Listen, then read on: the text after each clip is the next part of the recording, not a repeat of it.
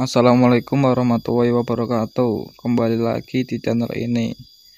Di video kali ini saya akan melanjutkan alur cerita manhwa yang berjudul Rapidity DT part yang kelima.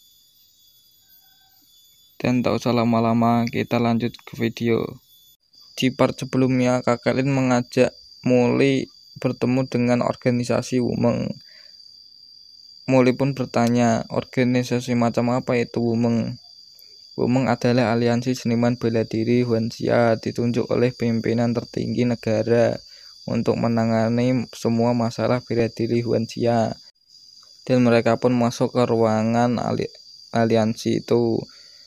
Dan ada pria berkata, ketua grup putih akan membawa Tuan Wu. Kata Kakelin, Tuan Wuji ini ketua putih divisi kedua dari Longshan Wumeng. Bai Sisan 57 Longshan Wumeng ketua cabang kedua. Itukah Wuji? Kata pria yang berbadan kekar. Aku tidak percaya seorang semuda dirimu jadi pembunuh. Adik kecil berani untuk mengambil imbalan. Aku tidak punya skill yang sesuai, kata pemimpin itu. Apa yang kau coba katakan, tidak perlu bertele-tele, kata Molly. Aku dapat diberi kalau musuh mengamati Suwon dan Putri Li Hao. Ku dengar adik melindungi Sujiaki dan ingin menyapa. Jangan bicara lagi, kata Molly dan ingin meninggalkan. Beraninya kau tidak menghormati ketua tim kami, kata pria berbadan kekar itu. Diam, kata si ketua Longshan. Aku mengingatmu, Dik. Acatya itu kuat. Kami akan diam-diam melindungimu. Ingatlah, jangan pergi sendiri, kata ketua Longshan. Terserah, kata melangkah pergi. Long, anak kecil ini sangat sombong. Kenapa kau begitu kesal pada hantu yang berumur pendek? Itu benar, dia tidak bisa menjadi penyengat. Dan Jin beralih ke Liao. Molly menghampiri Liao. Liao, ini adalah ulang tahunmu, dan memberikan hadiah. Molly, ini terlalu mahal, aku tidak bisa menerimanya. Tidak ada masalah dengan uangnya. Ingatlah untuk selalu memakainya. Oke, baiklah, jawab Liao. Dan Sujiaki berkata, Molly, kau pasti mengambil giok keluargaku. Liao berkata, Molly, terima kasih banyak. Kami akan mengadakan pesta kostum nanti. Mau datang? Tentu, jawab Molly. Dan diperlihatkan Molly yang sedang memakai kostum, dan Sujiaki berpakaian seperti kelinci. Sujiaki, apa yang kau lakukan? Kau bisa mengenaliku, jawab Sujiaki. Aku bisa merasakannya. Dan kita diperlihatkan Liao yang berpakaian seperti elf yang sangat cantik. Dan Molly pun terkagum. Ada masalah apa? Anehkah? Kata Liao. Tidak, kau sangat cantik. Hehehe. Ayo mari berdansa. Aku tidak tahu cara berdansa, kata Molly. Tidak apa-apa, aku akan mengajarimu, jawab Liao dan menggandeng tangan Molly. Semua pria memang kaki babi gendut, kata Sujiaki yang cemburu. Dan tiba-tiba lampu di situ pun mati. Kenapa lampunya mati? Apa yang terjadi? Kerasa ini kejutan, kata orang-orang itu. Siapa kau? Ah, Molly, tolong aku, teriak Sujiaki. Lihat, tetap di sini, aku akan pergi dan melihat apa yang terjadi. Ya, kau harus berhati-hati, jawab Molly. Sekarang kau sendiri, hahaha. Tiba-tiba ada seseorang yang di belakang Liao dan ingin menyentuh Liao. Tetapi giok yang diberikan Molly kepada Liao melindunginya. Apa kekuatan yang melindunginya dari dekat? Menarik, kata orang yang mau menyentuh Liao. Apakah penculik Putri Ling gagal? Tuan Wumeng, pengatur nasional, kami melakukan yang terbaik. Dan ternyata yang menculik Sujiaki adalah Hong Kuang, ketua Acasya.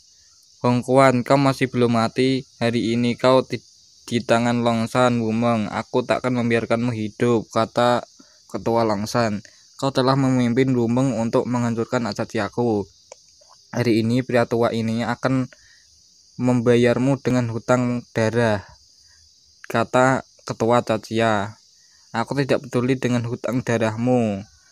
Dan tiba-tiba Muli datang. Tapi jika kau tidak mengembalikan Chiaki, aku akan membuatmu menyesalinya. Wuji minggir. Hong Kuang dan aku memiliki kekuatan yang sama. Kau akan mati, kata Ketua Longsan. Aku hanya memberimu 1 menit. Dan Ketua Longsan pun langsung menyerang ke arah Ketua Caciai. Besisan, kau meremehkanku, kata Ketua Sasia. Dan pertarungan itu pun sangat imbang.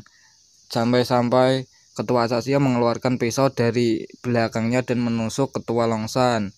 Ah, bajingan kau. Dalam perang menipu itu tidak buruk. Sekarang kau akan mati, kata Ketua Cacia.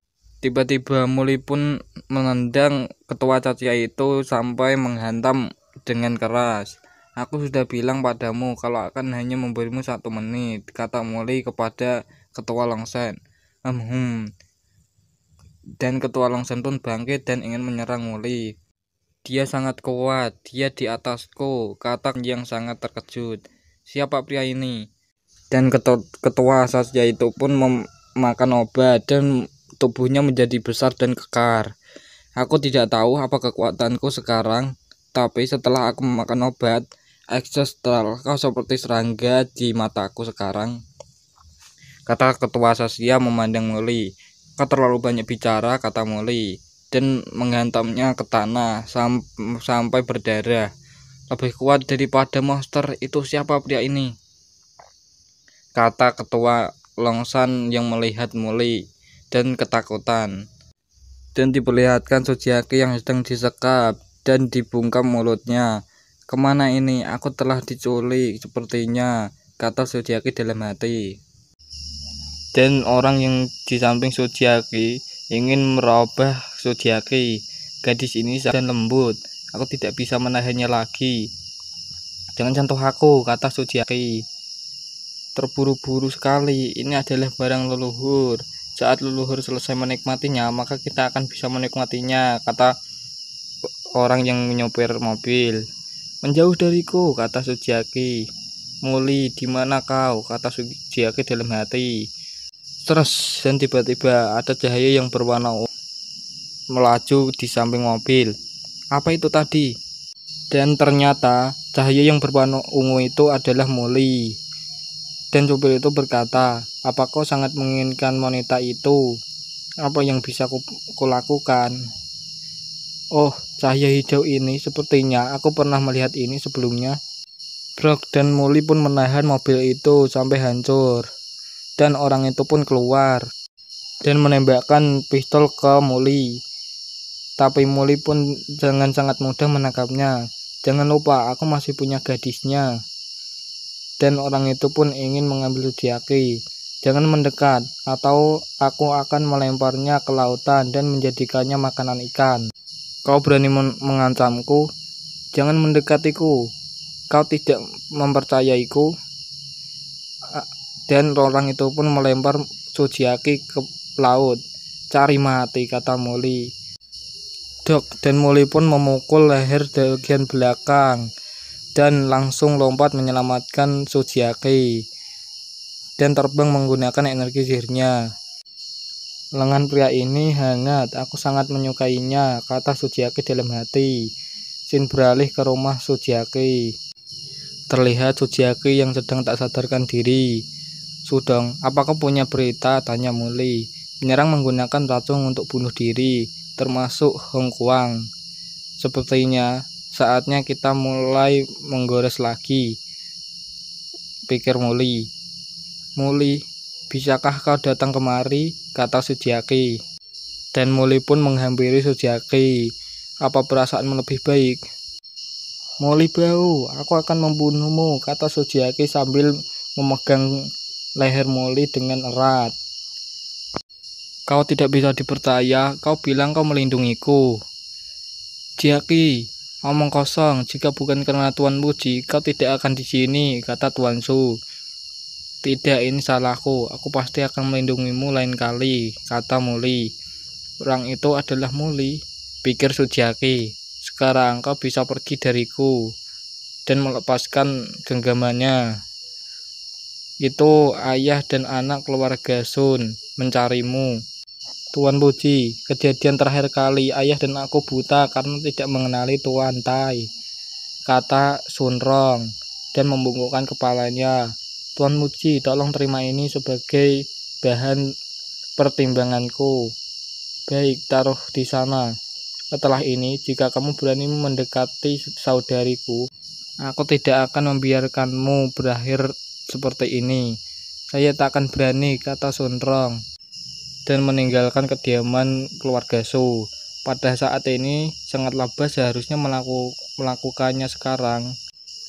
Sepertinya, sangat labas sudah siap menyerang. Aku harus bersiap. Dan Puji memposting suatu postingan. Aku tidak memiliki seni bela diri sejak muda, tetapi aku seniman bela diri. Sangat lebah hanyalah tukang daging. Apa yang kita hitung? Hari ini, aku akan bertaruh dan Puji berinvestasi 10 juta. Tuan Puji bertaruh di game forum dan sangat disiagakan untuk suara mereka sendiri 10 juta. Pergi dan tambahkan 20 juta untuk Tuan Puji. Dan Sin beralih memperlihatkan Muli dan Sujiaki. Aku tidak peduli, aku harus keluar dan bermain, kata Sujiaki. Dan tiba-tiba handphone Muli pun berbunyi. Muli pun melihat bahwa Tuan Su telah menambahkan taruhan 20 juta. Ia pun terlihat tersenyum. Muli, kenapa kau tidak mendengarkanku? Tanya Sujiaki. Aku mendengarkanmu, jawab Muli. Dia belum juga datang, kata Muli dalam hati. Hei, kenapa kamu melamun di tengah hari? Apa kita akan keluar hari ini? Aku ingin menemukan pria yang telah menyelamatkan hidupku. Oh Romaku, meskipun aku tidak melihat wajahnya, tapi aku merasakan tangannya sangat hangat. Dia juga bisa bang, dia paling tampan di seluruh dunia. Asalkan Jaki tahu penyelamat itu adalah Muli. Tidak, dan Muli pun menarik lengan Sujiaki. Aku merasakan niat membunuh mendekat. Lebah penyengat pasti di sekitaran sini, pikir Muli. Ada apa jika pahlawan yang menyelamatkan hidupku di sini? Aku yakin dia pasti akan mengalahkanmu. Pakai gelang giok ini, kata Puji. Ini jelek, aku tidak mau memakainya, jawab Sujiaki. Kau harus memakainya. Ini adalah hal yang bisa melindungimu. Mengerti? Oke, jawab Sujiaki. Setelah 4 jam berlalu, pembunuh itu pun tidak datang. Kenapa dia belum melakukan apapun? Dia terlihat berhati-hati. Apa karena aku di dekatnya? Biar aku membantunya, pikir Muji. Sujiaki, aku melihat kelinci putih kecil imut. Sungguh, di mana? Jawab Sujiaki. Di luar. Hamparan bunga, harusnya masih tetap di sana. Wah, aku ingin melihatnya. Hei kelinci, keluar dari sana, aku akan memberimu wortel, kata Sujiaki dan mencari kelinci itu. Sangat lebah masih tidak memakan umpan, pikir Muli. Dia datang. Dan pembunuh itu pun ingin menyentuh Sujiaki. Matilah, dia menargetkanku, pikir Muli. Godling Stein. Brok, dan Muli pun memukul wajah pembunuh itu. Apa? Sial, pembunuh itu tidak berhasil. Ini akan sulit, pikir pembunuh itu. Kau benar-benar baik, tapi aku masih memiliki jalan panjang. Aku hanya bisa menggunakan bom asap, kata pembunuh itu. Boom, dan bom asap pun diledakkan. Dan pembunuh itu pun mencoba untuk melarikan diri. Tetapi Muli pun tetap bisa untuk mengejarnya. Mustahil. Dia hanya seorang seniman bela diri. Bagaimana bisa lari secepat ini? Pikir pembunuh itu. Dan pembunuh itu pun lari menyebur ke sungai dan menahan diri menggunakan batu. Dia melarikan diri begitu cepat, kata Muli. Setelah 30 menit, dia berpikir bahwa aku kabur bukan, kata pembunuh itu. Hanya beberapa menit lagi dan aku akan mati. Pembunuh itu pun langsung naik ke permukaan. Tidak buruk, kau bisa bertahan begitu lama. Sepertinya saudara juga kultivator, kata Molly yang sudah menunggunya di atas pohon. Apa? Kata pembunuh itu yang terkejut melihat Molly yang sedang menunggunya. Sin beralih ke tempat orang yang bertaruh untuk si pembunuh. Bagaimana bisa? Semua uangku hilang. Dan temannya berkata, game itu lagi 10 berturut-turut dan kau tergila-gila dengan game. Don't mean, let's go, kata salah satu teman.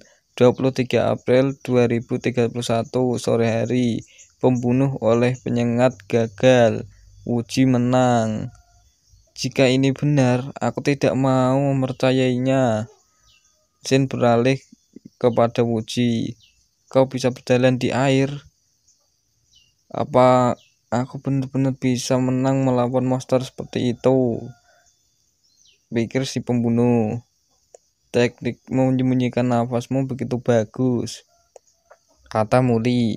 Ingin mempelajarinya. Angkat aku dulu. Airnya terlalu dingin, kata si pembunuh. Dan Muli langsung mengangkatnya. Penjahat itu terlihat mengeluarkan pisau dari celananya. Pergilah ke neraka, dan ingin menusuk Muli. Tapi dengan mudahnya Muli menahan dengan jari. Kau tidak cukup bagus untuk membunuhku. Brok dan Muli pun melempar pisau ke penjahat itu. Bagaimana ini bisa terjadi? Crok dan pisau itu pun menancap di kepala si pembunuh itu. Pembunuh itu pun mati seketika dan Muli pun meninggalkan tempat itu dan melihat handphonenya. Tunggu, aku takkan pernah lagi membuatmu menderita di kehidupan ini, pikir Muli. Sin beralih diperlihatkan Muli yang sedang berada di kereta. Muli, ini dari forum taruhan, kali ini menang 650 juta. Kau harus pulang lebih awal kali ini. Kau harus membantuku menemukan pahlawan yang telah menyelamatkan hidupku, kata Sujiaki. Kalau dia tahu pahlawannya adalah aku, pasti dia akan kesal saat ini, pikir Muli. Dan di saat Muli ingin keluar dari kereta, ada seorang yang menempel padanya. Hei bangun, kita sudah sampai di terminal, semua orang sudah pergi. Apa kau belum menemukannya? Belum, tiba-tiba ada orang yang menghampiri Muli. Sekumpulan sampah, aku masih harus turun tangan sendiri, pikir si pria yang menghampiri Muli. Hei, bukankah ini yang coba kita temukan, kata pria yang menghampiri Muli. Dan berkata, Xiaotong Yu, kita bertemu lagi, kata orang itu. Serahkan eliksir yang telah disiapkan Master Alkimis, dan aku akan membiarkanmu hidup. Dan wanita itu pun terlihat sangat ketakutan. Kau harus pergi, ini yang akan berbahaya, kata wanita itu. Berani sekali kau berbisik di depanku, kata orang itu dan ingin memukul wanita itu. Dan wanita itu pun menarik Muli untuk keluar dari kereta. Tak seorang pun yang akan pergi hari ini. Berikan padaku pria yang bersembunyi di belakangnya. Sepertinya ia yang membawa eliksir. Hei kau, aku akan menahan Wulong sementara aku harus melarikan diri. Aku tidak ingin ada orang tak bersalah mati karena aku, kata wanita itu. Dan tiba-tiba ada serangan. Kenapa kau tidak mengkhawatirkan hidupmu dulu? Kata penjahat itu. Brok, dan wanita itu pun mendorong Muli dan menahan serangannya. Kau tak akan lolos dengan ini. Jenius kecil Yu pantas mendapatkan reputasinya. Sayang sekali kau berakhir melawanku, Wu Hong. Wanita itu pun tidak bisa menahan serangan dari pria itu. Mati saja. Dan ditendang oleh pria itu. Muli pun yang melihatnya tetap terdiam dan mengamati situasinya. Romo mengatakan bahwa eliksir ini bisa mengembalikan orang mati, tapi sayang, Orang tuamu tidak bisa menunggu lebih lama lagi. Hahaha, bro, apa aku mengizinkanmu pergi? Kata pria itu. Dan terlihat wanita itu pun lemas tak berdaya. Aku minta maaf, si otongmu ini tidak berguna, pikir wanita itu. Menyingkirlah, keahlian cakar elang wuhong bukanlah sesuatu yang bisa ditahan oleh orang biasa. Hehehe, ingin lari, kata bawahan wuhong. Hanya sekumpulan lalat. Brok dan Molly pun mengalahkannya dengan satu serangan. Apa? Wuhong pun terkejut melihatnya. Aku akan membunuhmu. Wah, cari mati. Dan Molly pun menonjoknya dengan sangat mudah sampai terpental menghantam dinding kereta. Kau seorang wusun di seluruh provinsi Jihua hanya ada seorang wusun di Longshan, Liuyu. Tapi usianya tidak sama. Jadi apakah Huang Fuyun yang akan segera mencapai wusun?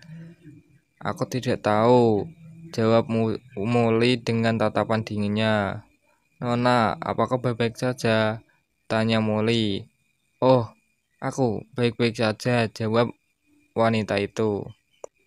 Aku adalah orang yang bisa melihat tapi tidak mengenali Gunung Tai. Maafkan aku dan memberikan eliksir itu. Kemari, ayo lari, kata Wuhong dan membawa anak buahnya untuk pergi. Obat ini sangat penting bagiku. Bisakah kau memberikannya padaku? Ini sangat berharga bagimu, namun kau menyimpannya di tempat yang rapuh. Apa kau tidak takut menjatuhkannya tanpa sengaja? Dan Molly pun menjatuhkannya dan pecah. Apa aku harus membayar untuk eliksir itu? Lepaskan aku. Di saat seperti ini, kakakku mengajariku trik ini. Ini pasti berhasil 100%. Lihatlah, apa kau bisa lepas dariku? Pikir wanita itu. Tapi apa yang harus kulakukan? Itu obat untuk menyelamatkan nyawa kakekku. Memohon dan memasang muka yang sangat imut. Jangan khawatir, aku akan menemanimu untuk menyelamatkan kakekmu. Hebat, terima kasih. Dan ia pun menggandeng tangan Molly. Untungnya aku mendengarkan kata-kata kakakku. Aku akhirnya menemukan penyelamat. Itu terlihat sangat percaya diri. Scene beralih memperlihatkan ada seseorang yang melambaikan tangan dari dalam mobil. Dan ini Xiaotong Yu 27 tahun, kakak Xiaotong. Kakak, aku akan mengatakannya di jalan. Dan mereka pun masuk ke mobil. Dik, apa kau mendapatkan eliksirnya? Tanya kakaknya. Ini ceritanya panjang. Apa eliksirnya pecah? Kata kakak Xiaotong yang terkejut mendengar perkataan itu. Kakak, fokuslah mengemudi. Dan tiba-tiba ia pun sampai di depan rumahnya Xiaotong. Dan ada dua orang yang akan keluar dari rumah Xiaotong. Sepertinya itu adalah dokter. Tuan Yu tidak akan bertahan lama lagi, kata dokter itu. Dokter yang tanpa kacamata bernama Ning Gubo, 61 tahun, wakil kepala dokter. Yang berkacamata Wang Seng Yan, 75 tahun, kepala dokter. Dan Wutong pun terkejut mendengar perkataan dokter itu dan berlari menuju kakeknya. Apa yang akan kita lakukan? Eliksirnya sudah musnah. Bukan hanya kakek yang tak akan kembali. Aku takut Xiaotong, kata kakaknya Xiaotong dalam hati. Kakek, kata Xiaotong dan membuka pintunya. Bagus, Xiaotong kembali, kata keluarganya. Tong aku dengar dari kakakmu kalau eliksirnya tidak ada padamu lagi, tanya ayahnya. Maaf, kata Xiaotong. Sudah kubilang, jangan biarkan Xiaotong pergi. Juga menjaga rahasia keberadaannya. Pergi ke ibu kota kekaisaran sendirian untuk meminta obat. Sekarang eliksirnya hilang. Apa yang akan menyelamatkan hidup tetua? Kata Yulau 30 tahun, kakak Yufeng, atau sepupu dari Yutong. Wah, sebenarnya aku menemukan ahli. Dia bisa menyelamatkan kakek. Oh, hebat, bawa kami ke pria baik hati itu. Ini Tuan Muli yang akan menyembuhkan kakek. Dan Muli pun masuk ke ruangan. Hahaha, Yu Xiaotong, ada salah apa denganmu? Kau baru menemukannya di jalan dan kau berani bilang dia bisa menyembuhkan tetua, kata saudara itu. Yu Feng, kau mempertaruhkan nyawa tetua, apa kau bertanggung jawab jika ada salah? Kata Yu Lao. Anak muda ini jelas tidak bisa diandalkan, apa yang harus kulakukan? Pikir bapaknya Xiaotong. Meridiannya sangat gelap dan tersumbat, menyebabkan tidak lancar. Siapa yang memberimu izin menyentuh Pak Tua? Kata Yulau.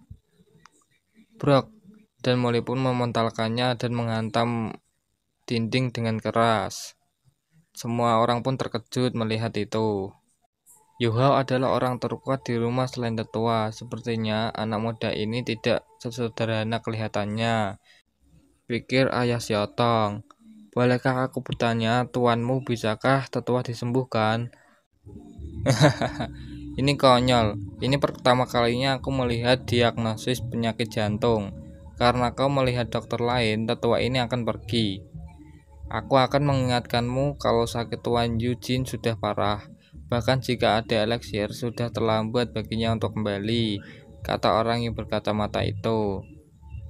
Haruskah aku mempercayai anak muda ini? Tuan Muli, benarkah kakekku tidak bisa diselamatkan? Ini hanya terluka kecil, kata Muli sambil tersenyum.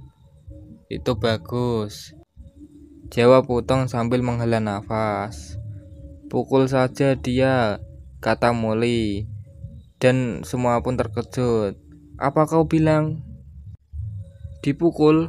Tuan Muli, apakah kau memiliki sesuatu yang bertentangan dengan keluargaku? Tanya Yah Xiaotong. Ini cara terbaik dan paling efektif, jawab Muli. Anak jalang, kau berani memukulku tanpa izinku?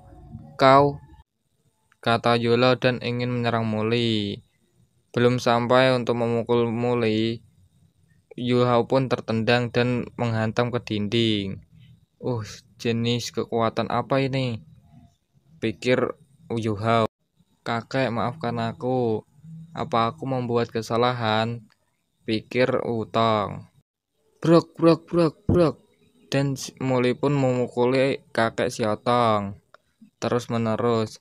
Tetua, Yu Feng, kau telah membunuh tetua. Dosamu tidak bisa dimaafkan. Serahkan posisi sebagai kepala keluarga. Apa yang akan kita lakukan? Kata ayah Xiaotong. Kakek, bangun. Dan tak lama kemudian kakeknya pun tersadar. Ayah, bagaimana perasaanmu? Tanya Yu Hao atau ayahnya Xiaotong. Aku merasa lebih baik. Aku tak pernah merasa sebaik ini, jawab Tuan Yu 60 tahun Master Yu. Sayangnya cedera gelapku baik-baik saja. Meridian tetua ini telah dipulihkan dan relnya telah membaik. Jika tidak ada hal lain, aku akan pergi. Ini kehormatan kami karena Tuan Muli bersedia membantu kami. Jika butuh sesuatu, nanti keluarga kami pasti akan membantu. Oh, ngomong-ngomong, apakah punya herbal tua lebih bagus berusia 100 tahun? Tanya Muli. Herbal yang berusia lebih dari seabad sangat langka. Awalnya ada satu, tapi tetua menggunakannya saat dia sakit di tempat tidur. Tapi karena dipercayakan kepada kami oleh tuanmu, aku Yu Jiading akan mencoba yang terbaik untuk menemukannya, jawab ayahnya Xiaotong. Bagaimana ini bisa terjadi? Kata Yuha yang sangat tidak percaya dengan kejadian ini. Aku masih ada urusan pribadi yang harus ditangani. Aku akan pergi dulu, kata Muli. Halo supir, Pastikan kau mengantarkan Tuan Moli ke tempat tujuannya, kata Wutong sambil memerah pipinya. Kau bekerja sepanjang hidupmu untukku dan kau telah dihina dan dibunuh. Di kehidupan ini, aku akan memastikan untuk membiarkan ibu tinggal di rumah besar dan mewah, dan memastikannya dia bahagia di usia hidupnya, pikir Moli sambil membayangkan ibunya. Musin, kakak, dan terlihat Moli yang sedang menyapa Musin adiknya. Kakak kau akhirnya kembali, jawab Musin. Moli yang sedang makan bersama keluarganya. Ibunya berkata, Xiaoli, kamu harus makan lebih banyak, kamu pasti tumbuh, kata ibunya. Jawab Moli. Xiaoli, kau tinggal sendiri, kau harus bilang pada ibu saat kau kehabisan uang, jangan keras kepala. Dan Moli pun mendengar perkataan ibunya terdiam dan melihat ada bekas luka yang ada di tangan ibunya. Cerita pun flashback di masa kecil Moli. Ini akhirnya enak, bagaimana mengambilnya, kata Moli yang sedang memasak. Oh, sangat berat dan Moli pun ingin mengangkatnya. Di sini diperlihatkan ibu Moli yang sedang sakit. Oh, aku tidak sengaja ketiduran, sudah waktunya makan malam, kata ibunya. Ibunya pun melihat Moli yang sedang mengangkat makanannya. Xiaoli, teriak ibunya. Dan ibunya pun ingin menolong Moli. Tapi makanan itu pun terjatuh karena Moli tidak kuat menahannya. Xiaoli, apakah kau terluka? Apa ada yang sakit? Kata ibunya. Bu, aku tak apa, tapi tanganmu. Sepertinya tangan ibunya terkena makanan itu dan terluka. Aku tidak apa-apa, aku hanya membilasnya dengan air dingin, sudah sembuh. Maaf karena aku selalu menyakitimu. Maaf karena aku adalah sampah di hidupanku yang sebelumnya. Maaf karena aku gagal melindungimu dari tangan Zhao Zifeng, pikir Moli. Maafkan aku, Bu, kata Moli. Anak konyol. Apa yang kau bicarakan? Kata ibunya. Bu, aku menghasilkan uang di luar dan besok aku akan membayar hutang kita tahun ini dan lalu aku akan membelikanmu rumah, kata Moli. Tidak mudah menghasilkan uang, kau tidak dapat menghasilkan uang tanpa pandang bulu, jawab ibunya. Bu, aku ingin membuat hidupmu lebih baik. Suamiku, putra kita Xiaoli telah menjadi sangat masuk akal, pikir ibunya. Oke, aku akan menuruti Xiaoli, kata ibunya. Lingkungan di sini tidak buruk dan harganya tidak tinggi, pastinya tidak terlalu mahal bagi ibuku untuk tinggal di sini, pikir Moli. Dan diperlihatkan ada mobil yang berparkir. Oh sial, itu Ferrari F12 TDF, orang kaya. Dan ada seorang yang keluar dari mobil itu. Sayang, kurasa properti ini bagus, kata wanita itu. Beb, aku akan membelikanmu jika kau menyukainya, kata pria itu yang bernama Yu Wenda, 30 tahun, manajer produksi perusahaan Honghai. Lihat, cowok jelek itu punya pacar, dia punya uang sekumpulan pecundang, kata wanita itu. Lingkungan geografis Taman Bunga Jiangpin yang dibangun oleh perusahaan kami kali ini sangat mengesankan. Lingkungannya tidak kalah dengan beberapa tempat wisata bintang 4 ditambah transportasi yang nyaman, kata wanita itu yang melayani Moli yang ingin membeli rumah. Properti kami sangat populer, bahkan sebelum pasar pembukaan ada banyak pre-order sekarang, tidak ada lagi set yang tersisa. Dan diperlihatkan ada 2 orang itu pun yang datang.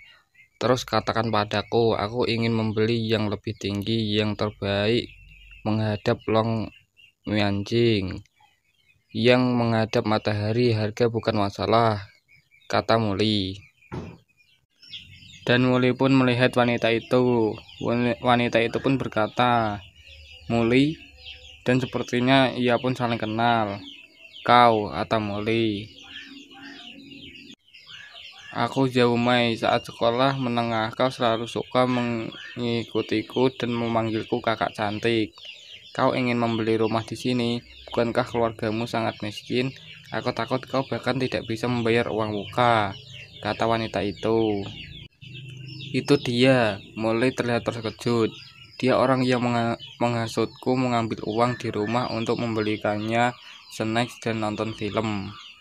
Dan diperlihatkan foto waktu masih SMK atau SMA. Molly itu sangat lucu. Dia melakukan apa yang disuruh padanya. Dia seperti anjing yang baik. Sekarang bagaimana dia bisa seperti ini? Operasi plastik, pikir wanita itu. Nona, kami ingin sute ini, kata wanita itu. Aku ambil sutenya, bayar semuanya dalam sekali jalan, kata Molly dan menyodongkan kartu kepada si pelayan itu. Maafkan aku, hanya satu sute tersisa dan tuan ini melihat dulu. Kalian berdua bisa set yang tersisa, yang juga sangat bagus, tidak lebih buruk dari yang pertama, kata wanita itu. Jangan percaya pria ini, aku teman sekolah menengahnya, mengenalnya dengan sangat baik. Dia tidak mungkin punya uang sebanyak itu. Kami berbeda, kami bisa membayar setengahnya dulu, lihat sendiri, kata Yaomai yang tidak percaya dengan Molly. Wanita itu pun menggesek kartu Molly. Gesekannya gagal tuan, apa Anda yakin passwordnya benar? Kata wanita itu. Lihat, sudah kubilang padamu. Dia bermain keras. Dia jelas tidak punya uang itu. Mungkin mencapai batasnya. Aku akan mentransfer lewat mobil phone, kata Molly. Ding, dan uangnya pun masuk ke handphone wanita itu. Uangnya sudah diterima. Selamat, Pak. Kapan bocah miskin itu menjadi begitu kaya? Pikir Xiaomai. Sayang, aku tidak peduli. Zuenda, 35 tahun, manajer produksi perusahaan Honghai. Aku ingin sute ini. Aku tahu Mayer, aku akan membelikannya, kata pria itu. Hei Xiaowan, kemarilah, kata pria itu memanggil pria yang di depannya. Presiden Yu, kenapa Anda datang membeli rumah tanpa aku ketahui? Kata pria itu. Hanya membeli rumah, kenapa mengganggu? Aku ingin membeli set ruang rumah dengan pemandangan sungai, tapi orangmu bilang tidak mungkin, jadi aku mencarimu, kata Honghai. Ya bagaimana, aku tidak menolongnya. Terima kasih telah merepotkanmu, Xiaowen. Anak muda, mari membicarakan ini, kata pria itu menghampiri Molly. Bagaimana jika kau mau melepaskan cuti ini dan ku kembalikan diskon 20% untuk rumah lain di lingkungan kami. Dan Molly pun menggelengkan kepalanya. Anak muda, jangan membuatnya sulit. Kau bisa berpikir jernih. Apa kau tahu sesuatu tentang keluarga Yu di negara utara? Ruangan ini kami bisa memilih untuk tidak menjual padamu. Dan ada 3 orang datang. Kirimkan padaku detail meetingnya, kata pria itu. Baik Mbak Yu, kata asisten perempuannya. Kali ini properti taman tepi sungai kita berjalan baik. Aku pun menatap ke Molly. Tuan Molly, pikir pria itu. Lihat rumah sisanya, ruangan ini kau harus menyerah, kata pria itu. Tuan Molly, aku tidak menyangka bertemu kau di sini, itu hebat, kata pria yang berambut merah itu. Bisakah seseorang katakan padaku kenapa Tuan Yu sangat menghormatinya, kata Honghai.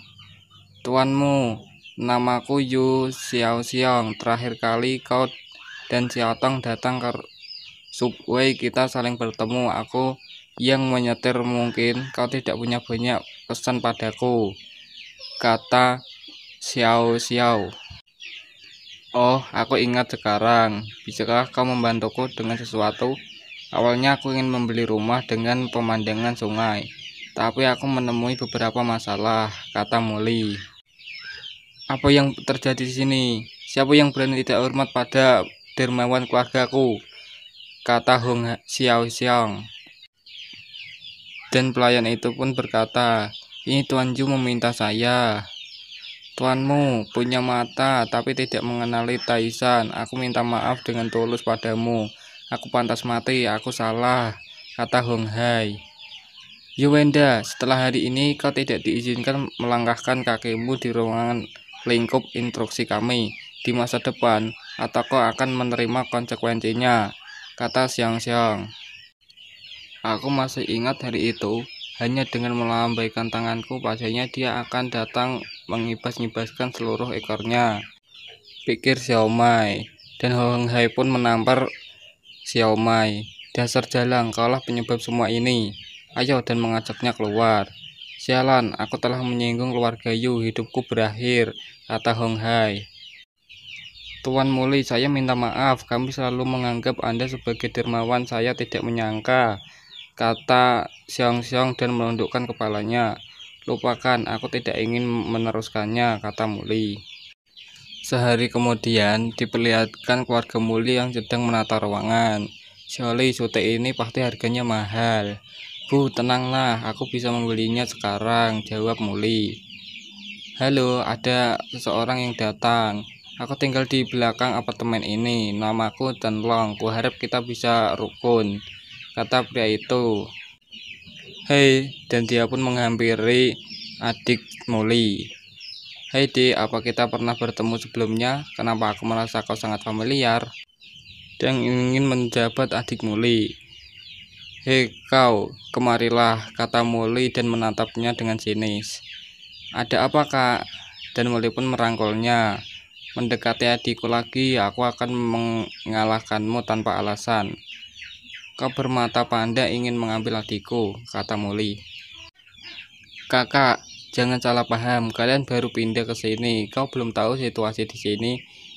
Situasi apa? Katakan. Sute ini ada hantunya, kata Chen Long. Di hari pertama aku pindah, aku merasa ada yang salah di sini. Aku selalu merasa punggungku selalu sedingin es, seolah-olah ada angin. Malam itu ada sambaran petir di luar dan hujan mulai turun. Saat aku tidur di ranjang, tiba-tiba seorang wanita memelukku. Jadi aku berteriak menendangnya dari tempat tidur dan mengambil lampu di sisi tempat tidur dan memukulnya. Dan setelah itu terjadi, aku tidak ingat apapun. Tidak ingat. Kemudian esoknya, aku dipukuli wanita dengan sekumpulan orang dan membayar 2 kali lipat untuk biaya seks dan medis. Hantu pantatmu bro, kau mabuk, kata Muli dan memukul kepalanya. Tunggu hai, aku belum selesai. Malam setelah aku dipukul, aku tertidur dan kemudian aku terbangun tiba-tiba oleh suara ketukan di jendela. Aku bangun dan memeriksanya. Wanita berambut panjang berbaju putih mengetuk jendelaku dan ia berteriak, biarkan aku masuk, kata hantu itu. Sejak saat itu hal aneh selalu terjadi. Contohnya lampu tiba-tiba mati, keran tiba-tiba terbuka, dan selalu ada wanita meniupkan udara dingin di telingaku, dalam diriku. Kenapa ada bau bawang? Jika ini berlanjut, aku berencana menjual sute ini, pikir Muli. Jika masalah ini tidak ditangani, aku takut itu akan mempengaruhi ibu dan Musin.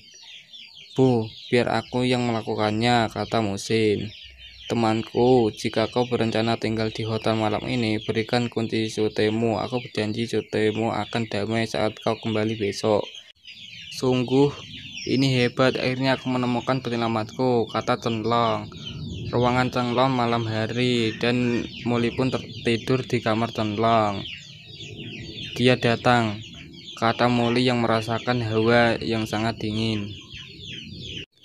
Dan wanita itu pun muncul di belakang Muli, tapi Muli pun tetap santai dengan Muli yang sedang menatap ke hantu itu dan berkata, halo, apa yang kau lakukan di tengah malam? Kata Muli. Wohoho, aku kehilangan kakiku. Bisakah ku ambil kakimu? Sambil menatap ke Muli. Kenapa aku harus memberikannya padamu? Apa kau punya sepatu? Kata Muli. Dan wanita itu pun kebingungan dengan perkataan Muli. Jika tidak ada hal lain, aku akan melanjutkan tidurku, kata Muli. Wah, kau tidak mau memberikannya padaku, maka aku akan mengambilnya.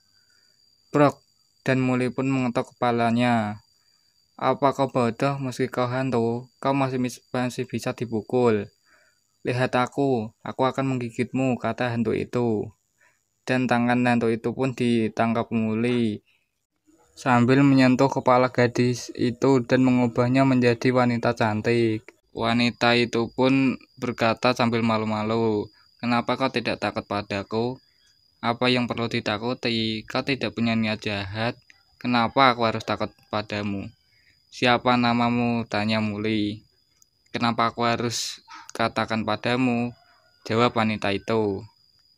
Muli pun mengangkat jarinya dan wanita itu pun terlihat ketakutan. Aku akan mengatakannya, kata wanita itu. Namaku Yang Xiaobai, aku mahasiswa baru di Universitas Beizhou. Saat itu, tidak ada rumah yang dibangun di sekitar sini. Ini hanya situs yang sunyi, kata wanita itu.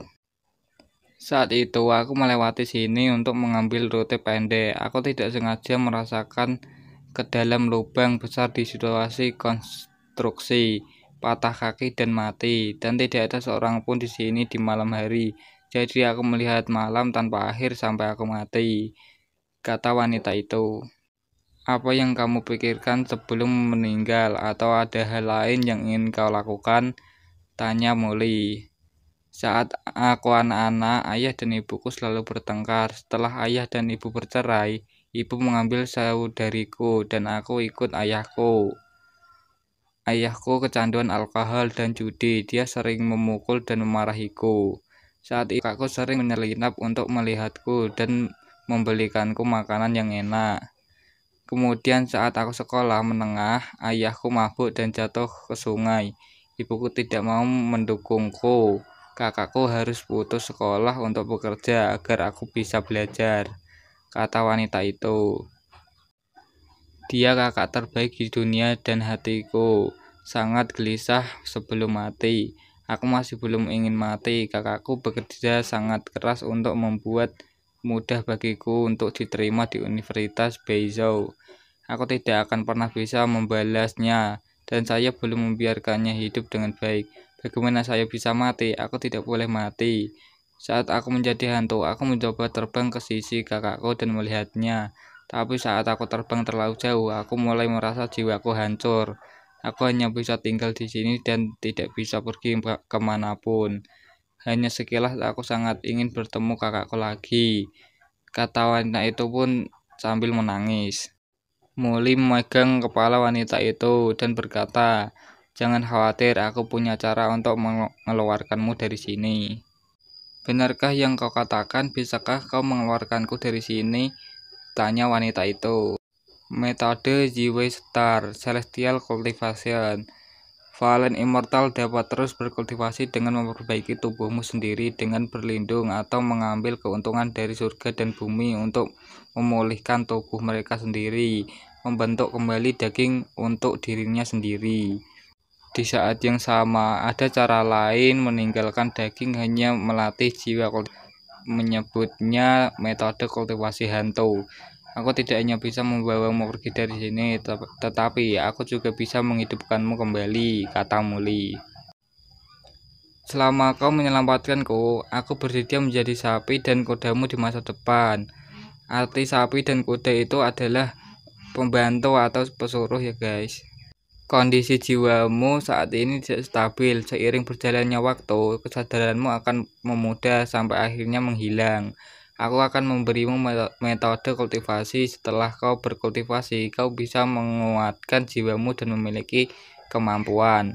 Saat jiwamu cukup kuat, kau bisa membuat tubuhmu sendiri. Saat jiwa dalam kontrol itu sama dengan berlatih kembali. Misterius sekali, kata wanita itu.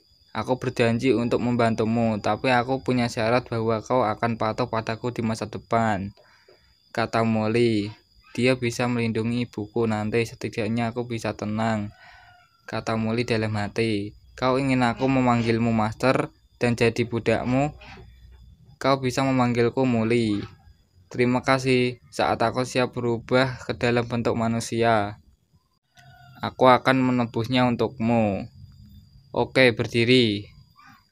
Kenapa? Berdiri lurus dan lihat ke bawah, kata Molly. Apa yang kau lihat? Tidak ada, hanya kakiku. Kau mengejek padaku. Jadi gadis kecil 5 ping cuan, kau masih hantu. Jangan bicarakan tentang ukuran dadamu, kata Molly.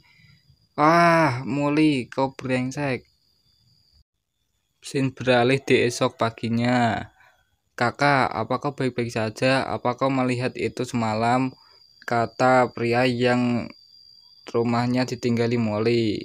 Karena aku bilang aku akan membantumu, aku akan melakukannya. Gadis hantu itu tak akan muncul di hadapanmu lagi, kata Molly. Rasanya memang berbeda, rasanya seperti tidak ada lagi aura dingin dan hangat. Hei kakak, kau sungguh luar biasa, kata pria itu. Hei, aku di sini ombang-ambingkan di sekitar gadis itu semalam dan belum tidur, jawab Molly. Flashback di malam hari. Cara surgawi dewa adalah menjaga hantu dan keseimbangan, kata Molly, dan dia pun ingin membentuk tubuh dari wanita itu sambil menyentuh keningnya. Bagaimana ini? Sepertinya berhasil, kata wanita itu dan menyentuh kepalanya. Ayo pergi, aku berjanji pada pria yang tinggal di sini membawamu pergi, kata Molly. Bisakah kau membawaku bertemu kakakku sekarang? Aku tidak bisa, kau tidak boleh pergi terlalu jauh sekarang, jawab Molly. Tulislah apa yang ingin kau katakan, aku akan mengantarkannya untukmu. Setelah itu kita diperlihatkan Molly yang sedang menelpon seseorang. Tuanmu, aku mendengar tentangnya, namanya Zhang Xiaoqin dan dia bekerja di Xian Mingxuan. Jadi begitu, terima kasih.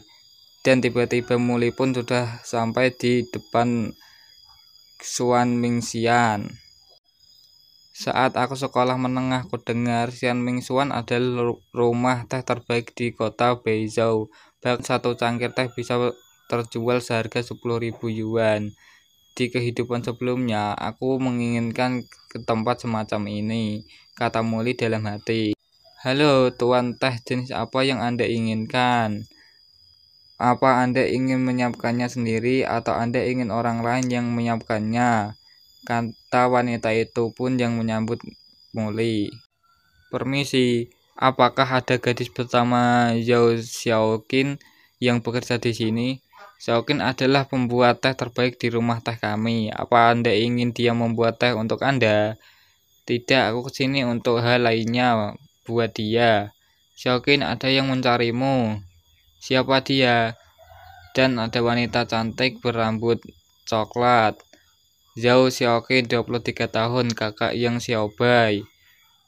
Siapa kau? Kata Xiaoqin. Seseorang memintaku memberikan surat ini untukmu. Dan wanita itu pun menerima surat itu. Ini, di mana kau mendapatkan surat ini? Dulu gadis di ambulan mempercayaiku untuk memberikan ini padamu.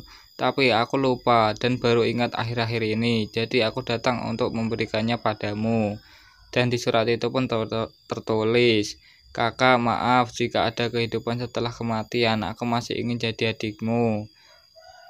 Ini tulisan tangan Xiaobai. Xiaobai, adikku, maaf karena tidak menjagamu dengan baik, kata wanita itu pun menangis. Aku harus lebih kuat, jadi aku tak akan pernah lagi mengalami sakit karena kehilangan orang yang kusayangi, kata Molly dalam hati. Dan tiba-tiba ada seorang lelaki yang datang. Yang Xiaobai, kemarilah. Ada 2 orang dewasa di sini, jadi cepat dan bersiaplah naik ke atas dan buat teh untuk mereka, kata pria itu. Maaf manajer, saya kurang enak badan hari ini. Tolong minta orang lain untuk menyiapkan teh, kata yang Xiaoqin. Apa yang terjadi? Meski kau kurang enak badan, tolong tahanlah sebentar.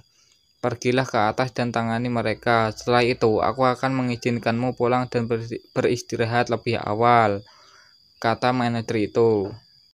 Maaf manajer, saya sungguh tidak bisa membuat teh dengan kondisi saya sekarang, kata Yang Xiaoqin. Yang Xiaoqin, kau tidak mau melakukannya, kata manajer itu sambil membentaknya. Biar dia beristirahat, aku akan membuatkan teh untuk mereka, jawab Muli. Aku melakukan ini untuk membantu Xiaobai, kata Muli dalam hati. Kau bisa? Bisakah kau membuat teh? Membuat teh itu tidak mudah. Biar aku pergi mewakilinya, aku telah belajar membuat teh dengan Yang Xiaoqin. Kapan kau belajar membuat teh? Kata Yang Xiaoqin. Tiba-tiba Muli pun menarik tangan Yang Xiaoqin. Di samping itu, apa dia dalam kondisi yang bagus untuk menyiapkan teh? Apa kau ingin memaksanya dan membuat masalah dengan dua orang dewasa itu? Kata Muli. Baiklah, kalau begitu ikut aku. Kuharap tidak ada hal yang buruk terjadi, pikir manajer itu. Dan Muli pun masuk ke ruangan dua orang itu yang sedang bertengkar. Kakek yang berambut putih, Zhao Long 60 tahun, seniman bela diri kekuatan dalam, dan berbaju merah, Li Lao 62 tahun, seniman bela diri kekuatan luar. Aku bilang bahwa orang yang mempelajari seni bela diri kekuatan internal lebih baik daripada seniman bela diri eksternal. Selama kekuatan internal mereka mendalam, mereka dapat dengan mudah menangani banyak hal yang tidak bisa dilakukan oleh seniman bela diri kekuatan eksternal, kata pria itu. Yang tidak diketahui itu yang ngomong siapa. Omong kosong, mengandalkan kekuatan internal saja. Apakah kekuatan internal tidak ada habisnya? Seni bela diri eksternal melatih tulang dan kekuatan mereka. Kekuatan mereka adalah kekuatan mereka, bahkan jika energi mereka habis. Dan pria berjenggot putih itu pun berkata, Pak Tua, tidakkah kau mendengarkan siapa yang memberitahu bahwa kekuatan internal material semata-mata tergantung pada kekuatan internal? Dan tiba-tiba, pria tua berjenggot itu pun terdiam mencium bau teh yang dibuat Muli dan menatap ke Muli. Dan pria tua itu pun mengambil tehnya dan mencium baunya. Rasanya tenang dan lembut, mengalir damai seperti aku sedang berada di lautan awan. Dan dia pun merasakan dia sedang berkultivasi dengan tenang. Ini. Dan pria itu pun sangat menikmati teh yang dibuat Muli. Sampai-sampai ia pun membayangkan ia berada di lautan. Aku tidak pernah punya secangkir teh yang bagus dalam waktu yang lama.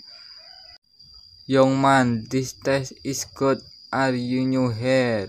Kata pria tua itu. Anak muda, teh ini sangat enak.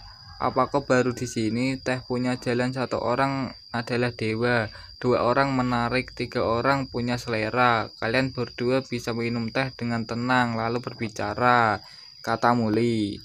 Saudaraku, usahamu dalam membuat teh sangat mengagumkan. Kau pasti terlibat dalam seni bela diri. Kenapa kita tidak berbicara tentang kultivasi seni bela diri? Bukankah seni bela diri kekuatan eksternal lebih kuat daripada kekuatan internal? Kata Pak Tua yang berbaju merah. Meski saudara muda ini tahu sesuatu, seberapa dalam pengetahuannya di seni bela diri dalam usianya, kau membuatnya dalam kesulitan, bukan? Lagi pula, bukankah sudah jelas kekuatan internal lebih kuat daripada kekuatan eksternal? Omong kosong, kekuatan eksternal lebih kuat. Kekuatan eksternal.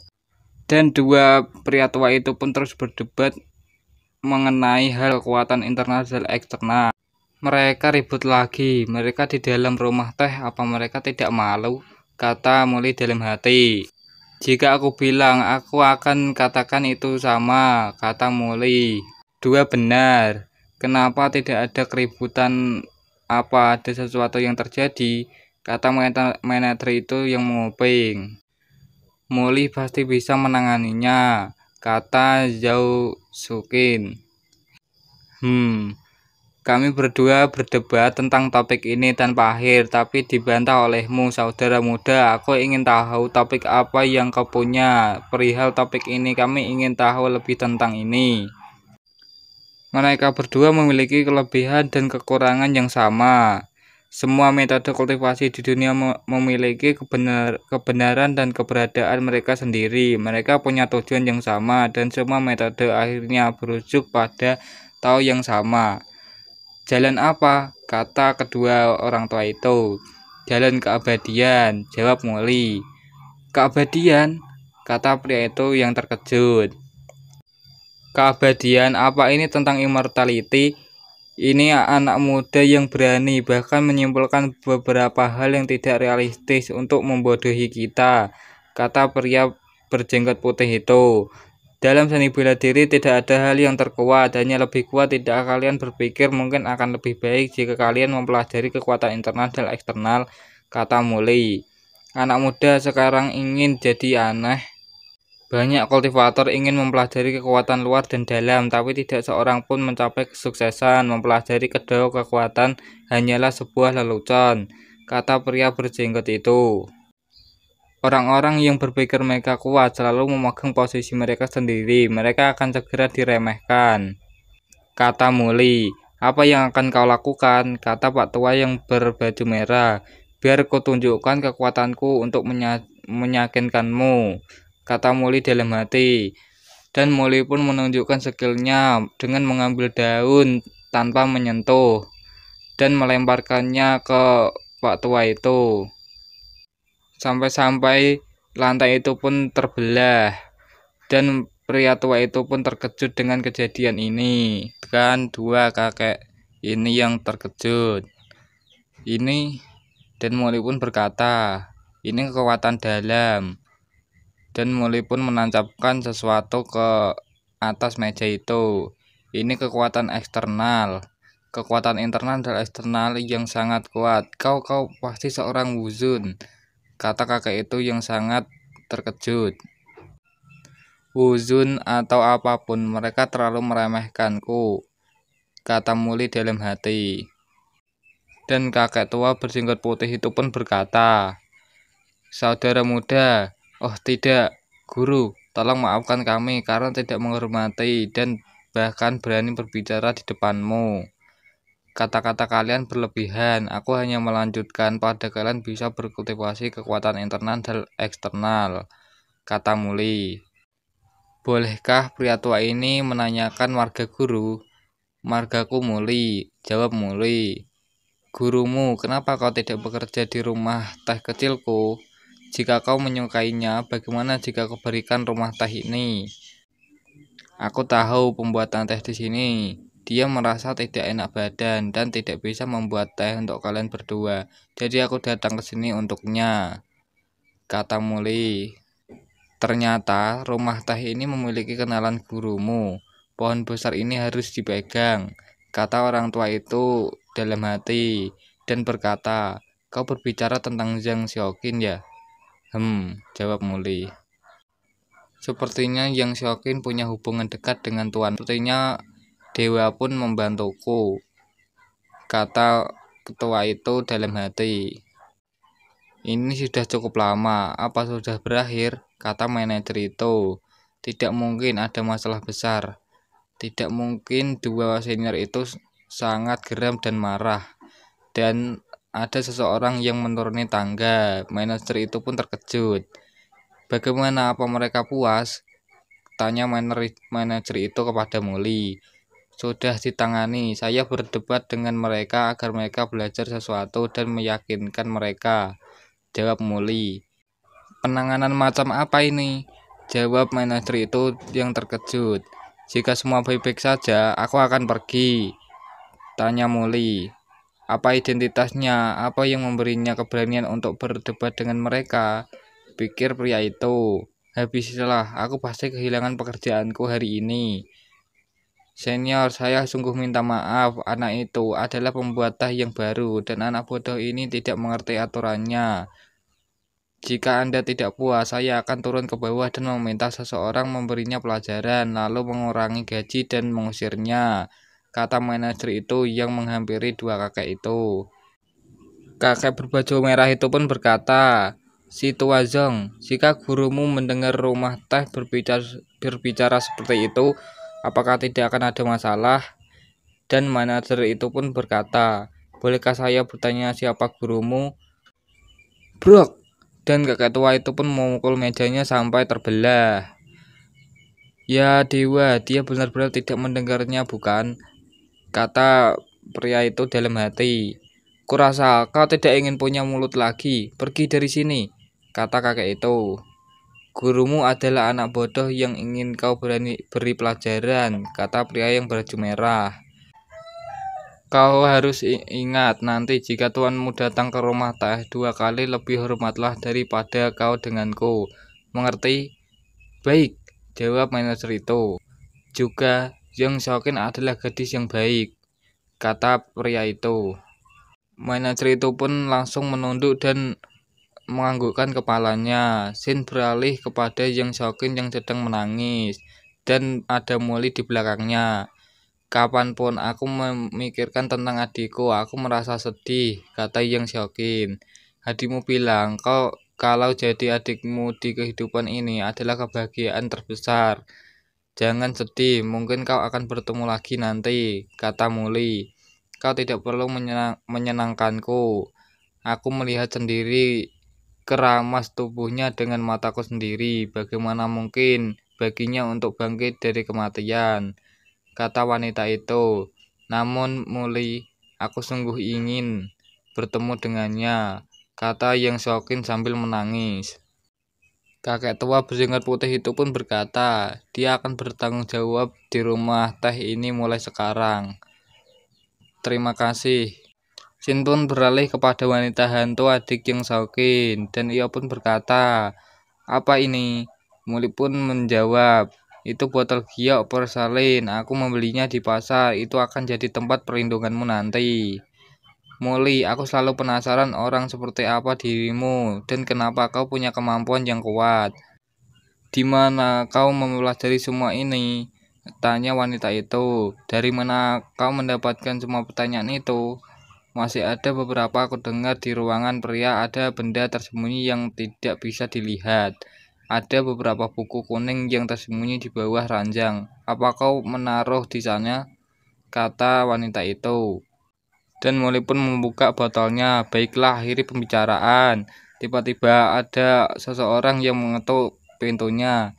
"Kakak, apa kau di sana?" "Masuk ke sana." "Aku tidak mau," kata Molly yang sedang memasukkan wanita itu ke dalam botol. "Masuk." "Aku benci dirimu," kata wanita itu dan masuk ke botol. Tiba-tiba adik Molly pun masuk. "Kakak, ingat untuk memperhatikan sekitar," kata adiknya. "Adik, apa yang kau bicarakan?" tanya Molly. "Kau pikir kami tidak dengar suara keras wanita dari luar? Jika aku tahu kamu membawa wanita ke dalam rumah denganmu, jangan menyalahkanku bersikap kasar." "Kenapa? Kamu mencari dari mana saja?" kata Molly sambil ketakutan. "Pria bernama Yu Xiaosong mencarimu. Dia bilang obat yang kau minta padanya telah datang," kata Musin. "Oke, aku akan pergi menemuinya," kata Molly. "Jangan keluar selama beberapa waktu," kata Molly yang berbicara pada hantu itu. "Apa tidak mau rasanya tercekik di dalamnya?" kata hantu itu. "Kakak, apa yang kau lakukan?" Dan ada pria berambut merah yang datang, bernama Tuan Han. "Tuanmu, ini obat berusia 100 tahun pertama yang ditemukan keluarga kami untukmu. Silakan dilihat." Dan Molly pun melihatnya. "Ya, gingsing tua ini terlihat bagus. Terima kasih untuk ini." Dan Tuan Han pun berkata, "Tidak perlu berterima kasih padaku. Kau menyelamatkan kakekku. Kau adalah penyelamat keluargaku. Kami sudah mengirimkan beberapa orang untuk membeli obat berusia 100 tahun semacam ini di seluruh Huanxia, dan kami akan segera memberikannya padamu. Begitu kami mendapatkannya, itu akan terlalu merepotkanmu. Biarkan aku membeli herbal yang kau temukan nanti. Kau penyelamat kami, bagaimana bisa kami membiarkanmu membayar?" kata pria itu. "Oh ya, tuanmu." 3 hari nanti akan jadi hari ulang tahun kakekku yang ke-65 tahun. Kuharap kau punya waktu untuk menghadirinya. Oke, aku pasti akan datang, jawab Molly. Dan Jin pun beralih di malam hari. Aura bumi tipis dan kecepatan kultivasi sangat sulit ditingkatkan, tapi jika itu dibantu dengan harta karun bumi dan surga, itu akan bisa membantu. Dan Molly pun berkultivasi. Tidak lama kemudian Molly pun bisa menerobos. Molly pun langsung memegang ginseng itu dan memakannya. Dan hantu itu pun keluar dari botolnya dan melihat Molly yang sedang berkultivasi. Apa itu ginseng? Apa kau sakit? Kenapa kau memakan itu? Tanya wanita itu. Mortal tidak bisa menahan sifat obat ginseng berusia 100 tahun, tapi aku Molly adalah seorang praktisi yang telah berkultivasi ke immortal yang tertinggi. Ginseng dengan mudah diserap olehku. Akhirnya selesai, kata Molly. Setelah selesai, apa yang baru saja kau katakan? Tanya Molly. Apa kau tidak dengar apa yang kukatakan? Kata wanita itu. Aku takut itu bukan ginseng biasa ya. Jangan membuat keributan saat aku sedang berkultivasi nanti. Sebagai hukuman kau akan mengawasi rumah sendiri hari ini, kata Molly. Tidak, aku harus keluar dan bermain, kata wanita itu. Masuk, jangan memaksaku untuk memanggil namamu. Oke, baiklah, aku akan masuk, kata wanita itu. Dan ia pun masuk. Musin, kata Molly, dan Musin pun datang menghampiri Molly. Kakak, apa yang terjadi? Aku punya sesuatu untuk dibicarakan nanti denganmu. Ayo, tidak usah makan di rumah malam ini. Ayo pergi ke restoran paling terkenal di Baizhong dan pergi ke laut untuk makan. Dan Musin pun memerah pipinya karena dipegang Molly. Apa ini restoran nomor 1 di Baizhong? Kata Molly yang sangat mengagumi restoran itu. Di awal video kita diperlihatkan Molly yang sedang ingin masuk ke restoran dan ada 2 wanita yang menyambutnya. Ada pria yang berkata, hari ini sekte bela diri berkumpul di restoran Guyu dan pekerjaan pengaman harus bekerja dengan baik. Dan pria itu berkata, ya. Musin berkata, dikatakan bahwa restoran Guyu dituntunkan dari dinasti masa lalu. Itu memiliki sejarah lebih dari 200 tahun. Bahkan disebut sebagai salah satu tempat historis menarik di Beijing. Dan restoran Guyu tidak hanya dikenal dari sejarahnya, tapi juga dari makanannya yang lezat. Dan diperlihatkan makanan itu dan harganya. Bahkan untuk makanan yang sederhana, harganya minimal 30.000 yuan. Oke, kami ingin memesan 1 paket makanan ini, kata Molly. Tunggu sebentar, kata pelayan itu. Terima kasih, kata Musin dan memberikan kertas itu. Kakakku sangat kaya, pikir Musin. Untung saja ibu butuh waktu untuk sampai di sini. Jika dia tahu aku telah memesan paket paling mahal di restoran, dia akan terkejut, pikir Molly. Molly pun menatap ke seseorang. Liu Feng, apa kau tahu keluarga Zhou dari ibu kota kekaisaran? Juang Tuan, kau terlalu merendahkanku.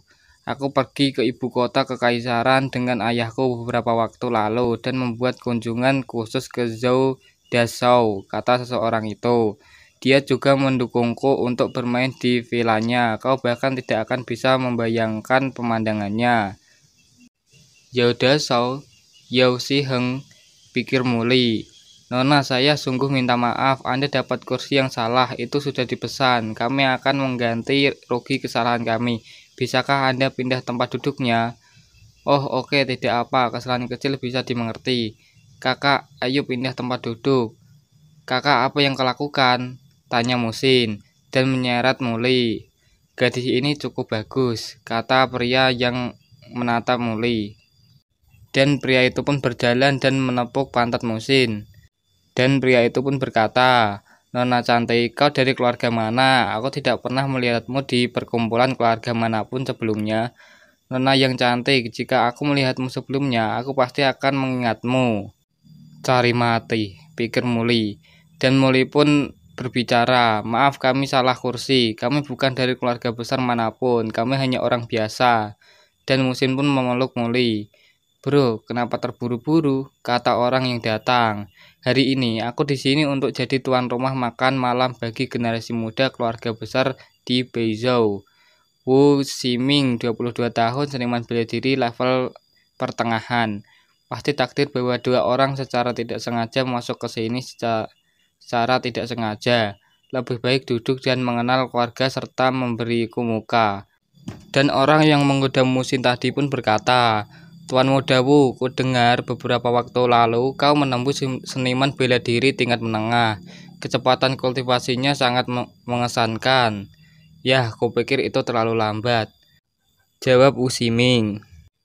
"Mereka tidak terlihat baik, jadi duduk saja," tanya.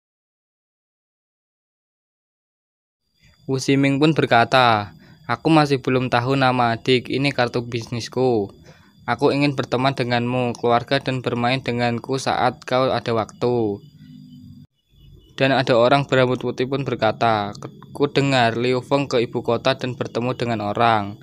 Kartu bisnis ini sangat halus, biar aku simpan untuknya," kata Muli dan mengambil kartu itu. Dan orang yang pengoda Musin pun berkata, "Aku telah memperhatikanmu sejak lama. Apa masalahmu? Siapa kau?" tanya pria itu. "Brok." Dan Muli pun menendangnya sampai memuntahkan seceguk darah dan menghantam dinding. "Apa yang terjadi?" kata pria yang berambut putih itu, dan mendekati pria itu. "Karena kau meminta dengan halus, maka aku akan memberitahumu dengan baik. Aku kakaknya, dan marga kami Mu." "Kakak," kata Musin. "Kapan kakakku menjadi begitu kuat?" pikir Musin. "Berani sekali kau menendangku," kata pria itu. "Aku baru menendangmu, jadi kenapa?" tanya Muli. "Kau marganya Mu, bukan tidak ada keluarga besar bermargamu di Beizhou sini? Apa kau berhubungan dengan Mu Hanlan yang menjalankan sebuah hotel? Kau berani merusak tanah di bawah kaki kami," kata pria yang berambut merah. "Siapa yang bilang padamu keluarga kami menjalankan hotel?" tanya Muli. "Apa mereka dari kekaisaran keluargamu?" pikir pria yang berambut putih itu. Dan ada dua wanita yang datang, dan berambut putih pun berkata, "Hei, apa yang terjadi? Liu Feng dihajar." "Bagaimana ini mungkin?" kata wanita yang di sebelahnya. Dan ternyata pria itu bernama Liu Feng. "Sialan, pertama kali di hidupku aku dihina," kata Liu Feng, dan mengambil kursi dan ingin menghantamkan ke Muli. "Terlepas kau dari keluargamu, Han atau Tian Han, aku akan membuat malam ini sebagai kenangan tak terlupakan bagimu," kata Liu Feng, dan ingin maju memukul Muli, tetapi dengan mudahnya Muli pun menendang Liu Feng sampai terpental jauh. Dan orang berambut putih itu pun berkata, "Mari hentikan ini, malam ini aku memberikan pesta pada tuan muda di Beizhou ini. Bisakah kau memberiku muka dan jangan melanjutkan masalah ini? Teman kecil bermargamu ini, adikmu, bukanlah emas yang berharga, bukan masalah besar untuk menggodanya sedikit. Di samping itu, jika dia bisa memenangkan hati tuan muda keluarga Liu, itu hal yang bagus untukmu juga," kata Wu Ximing. "Kalian berdua kemari dan meminta maaflah pada tuan muda Liu dan masalah ini akan selesai." Dan Muli pun hanya tersenyum mendengar perkataan Wu Ximing. "Untuk apa kau menyeringai? Memangnya siapa kau? Kenapa harus memberimu muka?" Dan wanita yang berambut coklat itu pun berkata, "Dia benar-benar berani bilang kalau tuan muda Wu Ximing di Beizhou bukanlah siapa-siapa." "Beraninya dia," kata wanita yang di sebelahnya. Kulihat kau cukup kejam. Aku anggap kultivasi seni bela dirimu tidaklah rendah. Ini bagus, aku akan latih tanding denganmu. Jika kau menang, kau bisa pergi kemanapun dan aku tidak akan mempedulikanmu. Tapi jika kau kalah, aku akan melumpuhkan kultivasimu. Kau pikir kau bisa menang melawanku? Jika aku kalah, maka aku akan meninggalkan dunia bela diri di Beizhou," jawab Muli. "Kakak, bisakah kau menang?" tanya Musin. "Kakakmu telah dipukul oleh tangan tak terlihat di Beizhou. Kau harus percaya padaku," jawab Muli. Kakak, ayolah, kau harus hati-hati, kata Musin. Lumpuhkan dia, jangan biarkan dia bisa berjalan lagi, menjijikkan. Wu Shao, bunuh dia, kata Liu Feng. Dan Wu Ximing pun mengumpulkan energi di tangannya dan menyerang Muli. Sampah, matilah. Hentikan, tiba-tiba ada seseorang yang datang menghentikan perperangan itu. Yo Xiaotong, kau, katakan siapa yang sampah, kata Yu Xiaotong yang datang untuk membela Muli. Yu Xiaotong, kenapa dia membela pria itu, kata Yu Feng. Wu Ximing bangkit dan berkata, Yu Xiaotong, bukankah kakekmu Yu masih berbaring di tempat tidur? Bukannya merawatnya di tempat tidur, apa yang kau lakukan di sini? Siapa yang bilang padamu kakekku sakit dan istirahat di tempat tidur? Kakekku sehat sepenuhnya, jawab Yu Xiaotong. Bukan cuma dia sehat, tapi juga akan merayakan ulang tahunnya yang ke-60 tahun lusa. Di samping itu, bukankah kau mengundang semua tuan muda dari keluarga bela diri di Beizhong untuk berkumpul? Kenapa kami tidak boleh datang? Kata seseorang yang datang.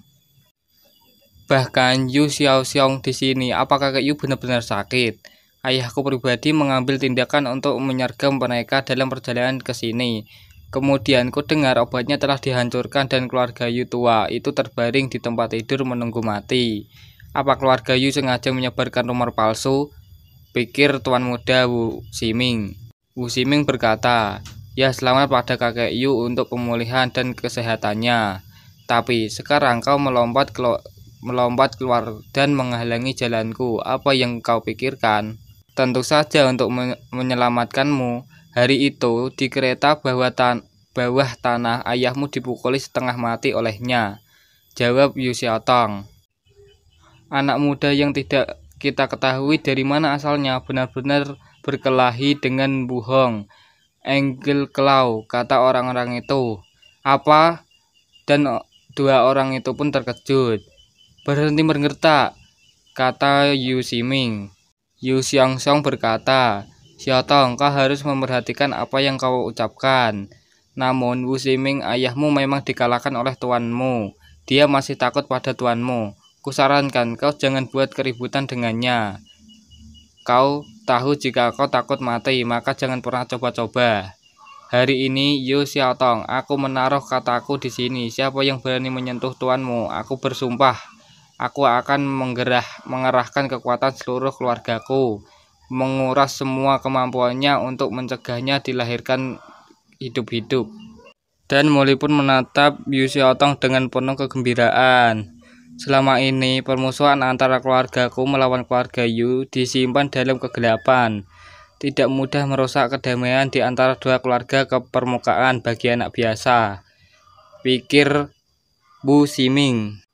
Dan orang yang di sebelah Liu Feng berkata, meskipun pria ini tamu keluarga Yu, tapi dia sombong. Satu orang berani menantang semua keluarga di Beizhou.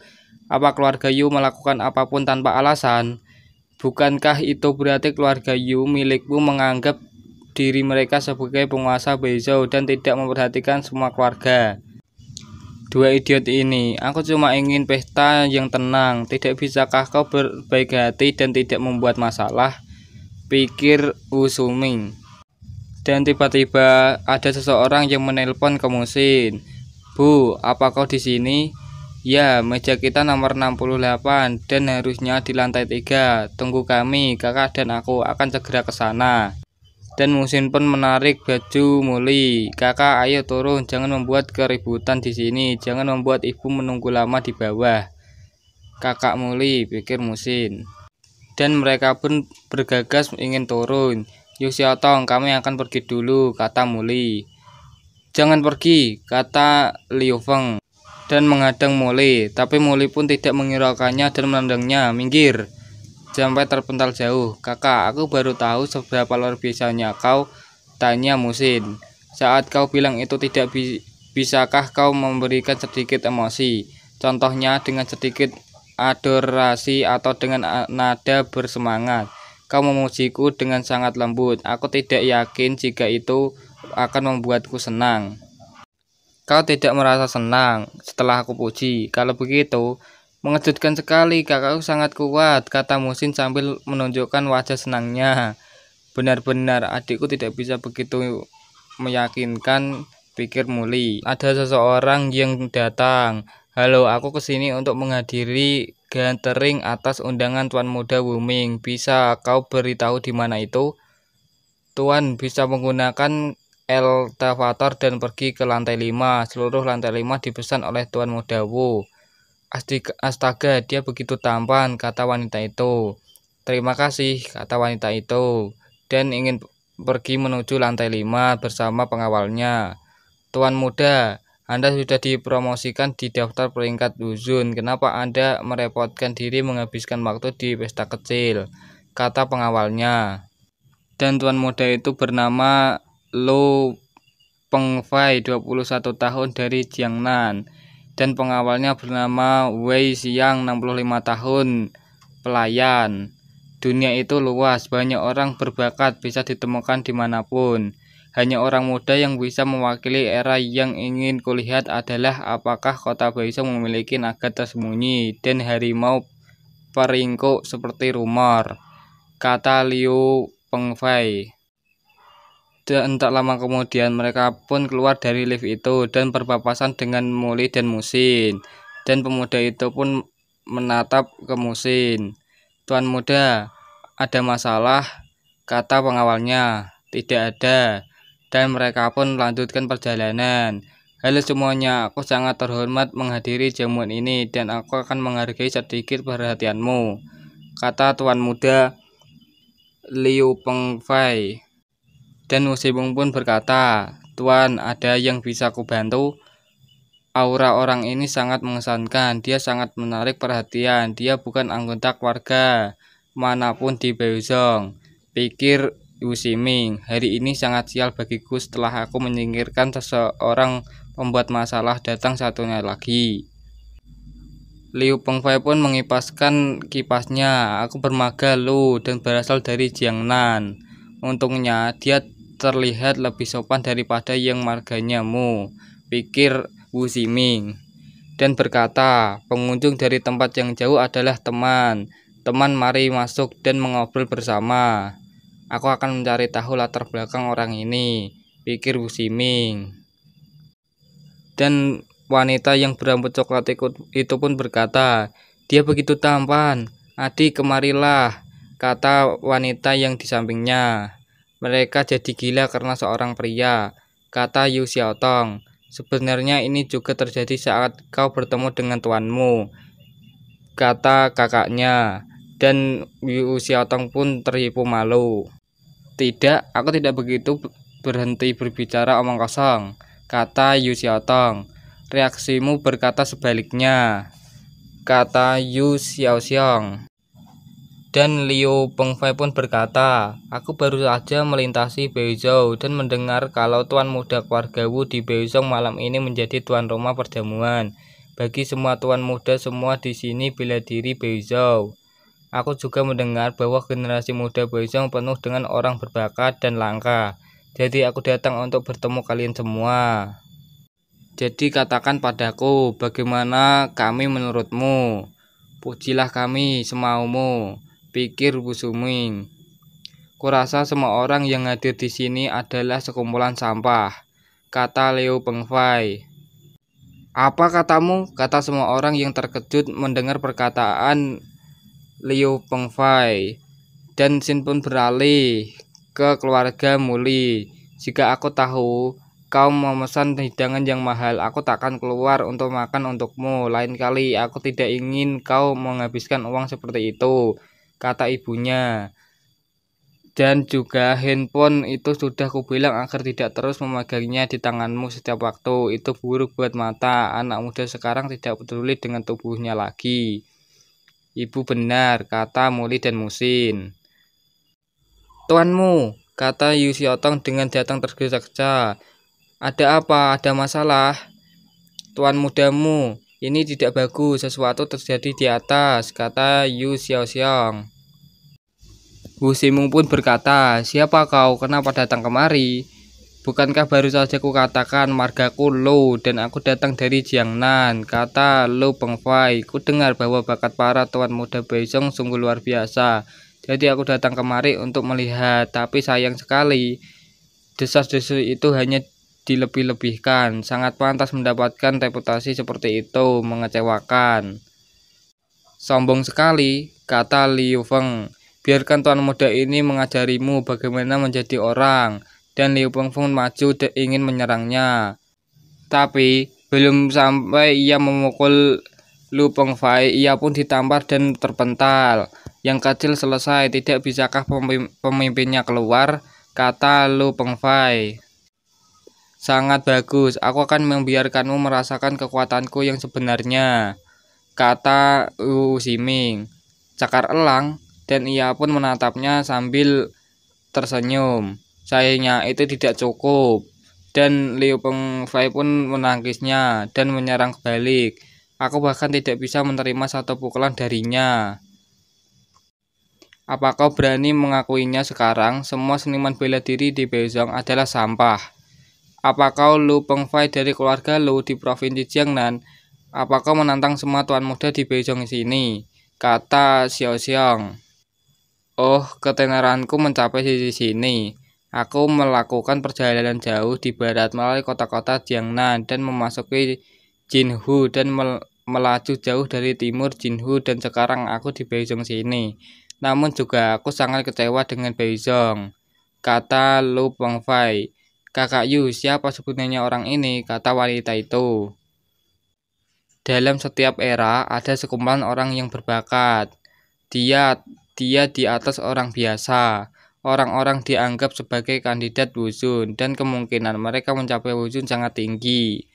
Kandidat wuzun ini memiliki kultivasi dengan level yang sangat tinggi, bahkan yang terendah setidaknya seniman bela diri level puncak. Puncak seniman bela diri, kata semua orang. Apakah orang di sini ada yang bisa melawannya? Yu Xiaotong pun berkata, kau datang kemari untuk menantang dan menghina kami. Apakah tidak takut seseorang akan mengeluarkanmu dari daftar peringkat wuzun? Tepat, jangan terlalu gila. Meskipun kau kandidat untuk wuzun, jangan berani menghina seniman bela diri dari Beizong, kata pria yang di samping Yu Xiaotong. Jangan salah sangka, aku tak bermaksud merendahkan seniman bela diri Beizong. Aku baru datang dari kota Beiyang kemarin dan seniman bela diri di sana tidak terlalu bagus, tapi masih lebih baik dibandingkan Beizongmu. Dalam petualangan ini, generasi muda Beizongmu yang kulitnya kulihat sejauh ini adalah yang terlemah, kata Lu Pengfai. Dan Yu Xiaotong pun bersiap menyerang. Apa kau akan melawanku? Kata Lu Pengfai. Aku tahu aku tidak layak jadi lawanmu, tapi aku tidak akan mengizinkanmu menghina generasi muda Beizong, kata Yu Xiaoxiong. Kakak Yu, hati-hati, kata semua orang yang mengkhawatirkan Yu Xiaotong terlalu lemah, kata Lu Pengfai dan menangkisnya dengan mudah dan memantalkannya. Dan semua orang pun bergerak untuk menyerang Lu Pengfai. Brengsek, aku tidak tahan lagi, ayo melawannya bersama-sama. Jangan pergi, Lu Pengfai bukan seperti Beizong, kami tidak ada generasi yang jenius, tapi aku takut kau takkan bisa menghinanya setelah bertarung dengannya, kata Yu Xiaotong. Menghitung waktu, kakakku pasti mengundang tuanmu, pikir Yu Xiaotong. Oh, ada orang seperti itu di Beizong. Apa kita punya orang seperti itu di Beizong? Kata dua wanita itu. Adik. Dan Yu Xiaoxiong pun datang dan membawa Muli. Dan Lu Pengfai pun menatap ke Muli. Kau baik-baik saja, kata Yu Xiaoxiong yang menghampiri Yu Xiaotong.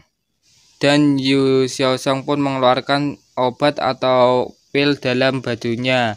Aku sudah membawa tuanmu.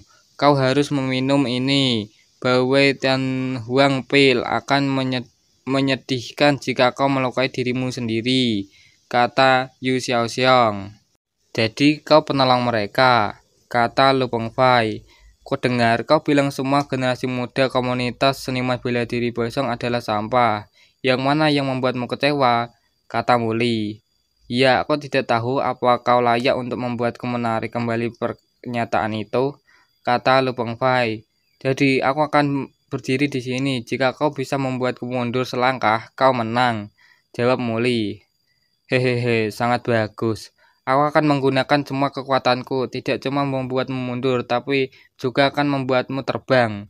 Jangan menyalahkanku jika kau mati, karena kau yang memintanya. Terima ini. Dan Lu Pengfai pun mengeluarkan kekuatannya yang berbentuk ular dan menyerang Muli. Telapak angin yang sangat kuat. Habislah simu itu, kata Wu Ximing. Inikah propet horizontal lab yang melegenda dan misterius itu, kata seseorang. Omong kosong ini, Sek Shadow Palm, kata Lu Pengfai. Itu bukanlah masalah. Bagaimanapun hasilnya sama saja, kata Muli dan mengeluarkan kekuatannya dan menahan tekanan itu. Tekanan angin yang kuat. Siapa dua orang ini? Kata orang-orang itu yang melihat kekuatan dua orang itu yang sangat mengerikan. Bagaimana ini mungkin? Kata Lu Pengfai. Sampai terpental jauh dan ada pengawalnya yang menangkapnya. Siapa kau? Berani sekali kau melukai tuan muda, kata pelayan itu. Paman Wei, kurasa aku tidak sebaik yang kukira. Aku pernah bertemu orang botak yang bisa menghancurkan dunia dengan satu tinju. Aku ingin jadi muridnya, tuan muda, tapi dia terburu-buru pergi entah kemana. Itu adalah penyesalan terbesar dalam hidupku. Telapakmu sangat kuat, apa kau mengenalnya? Kata Wu Pengfai. Aku tidak mengenalnya, kuharap bisa beruntung bertemu dengannya. Namun apakah masih berpikir semua seniman bela diri Baisong adalah sampah? Kata Muli. Dan tiba-tiba Yu Xiaotong pun memanggil Muli. Tuanmu, tolong aku tidak mau memakannya, kata Wu Xiaotong yang tidak mau memakan pilnya. Pil buatan kakakku selalu aneh dan asing. Terakhir kali aku meminumnya, tubuhku gatal, kering, panas dan sulit menahannya. Itu pil penguat tubuh yang bisa langsung meningkatkan kekuatan 10 kali, kering dan gatal karena pembuluh darah dan ototmu dikuatkan, kata Yu Xiaoxiong. Tidak, aku tidak mau jadi gadis aneh, kata Yu Xiaotong. Kali ini bukan pil penguat, ini pil pemulihan. Jika kau tidak menerima ini, meridianmu akan rusak permanen. Tuan Muli, kata Yu Xiaoxiong. Baiklah, biar aku melakukannya, kata Muli. Dan video pun sampai pada akhirnya. Terima kasih yang sudah menonton video ini sampai akhir. Jangan lupa tinggalkan like, comment, and subscribe. Dan saya doakan kalian semua mendapatkan rezeki yang melimpah. Sampai jumpa di video selanjutnya. Wassalamualaikum warahmatullahi wabarakatuh.